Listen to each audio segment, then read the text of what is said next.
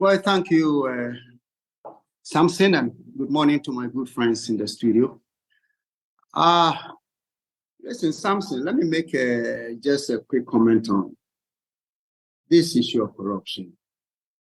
I think the sophistry with which educated Ghanaians are able to define and redefine actions in the political arena, and the kinds of arguments we push makes me wonder whether the education all of us have been receiving over the years, that education is a curse when it comes to governments. Because look, our old people and so-called uneducated people will not be so sophisticated in defining corruption as a way of getting away when we are caught. And I think one reason why the public has lost, or perhaps is losing very rapidly, confidence in the political system that we have and the leaders we have is because of this sophistry. We can define corruption in many ways, but listen, clearly, there's a problem with our political system and the kinds of characters that are elected to lead us into paradise, so to speak. There's a serious case of political corruption and moral corruption. Nobody wants to discuss these issues when it comes to this. Look, I will say that if you look at the state institutions, and a friend in the studio referred to perhaps at meetings of CEOs and all, there are certain state institutions that this and previous governments, and this government, they set it up and give these institutions millions of cedis to address certain social problems. One of them is the NEIP, economic problems, or Maslow and all these kinds of organizations. We seldom get reports about their performance, or especially the financial performance of these institutions. All we hear is that we have trained 40,000. We have given so much to 100,000 people, claiming victory. Yet, the problems that they were mandated to address persist. At times, the problems even become, broadened. So, I think there's a serious problem we have to look at. Now, with the OSP, certainly, Mr. Jaben is having serious problems. He has come publicly to express his frustrations, either because he's finding it difficult to penetrate the system that is so solid. And this system, by the way, is not just NPP system, it's NPP NDC.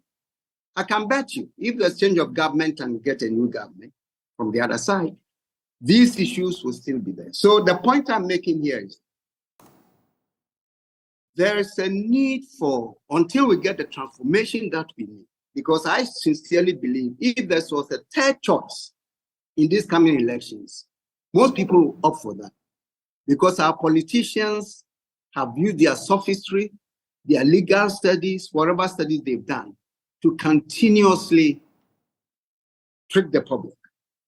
So if you sense a high level of frustration in this country, it is because of these kinds of arguments that we make. Somebody gets a job with nothing behind the person in terms of experience or wealth or anything.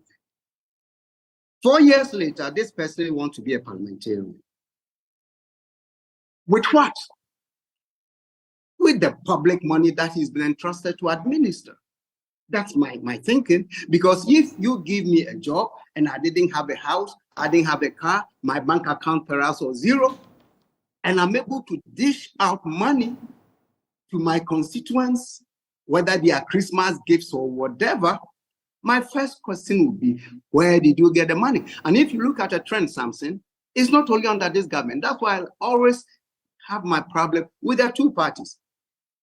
People who get into such positions, call them CEOs, state agents, heading state agents, 90% of them, towards the end of their first term on the position, will seek to get into parliament. And most of them win because they have resources that you and I don't have. That is the issue. Where do they get the money from? So if you go and dish out money because Christmas, you are giving gifts, from where? So I think because perhaps our leadership are not taking this issue seriously by reprimanding, exposing, prosecuting, putting people in jail and for all these things, the thing continues because it seems, very unfortunately, that these two parties, this duopoly, it's a condominium. They know what they're doing. And they are continuously ripping this country off. These are my initial comments. Do you think this might be too much for the special prosecutor, particularly dealing with politicians? This is a special prosecutor who is already being vilified. You can see concerted attempts to destroy the purpose for which it was set up.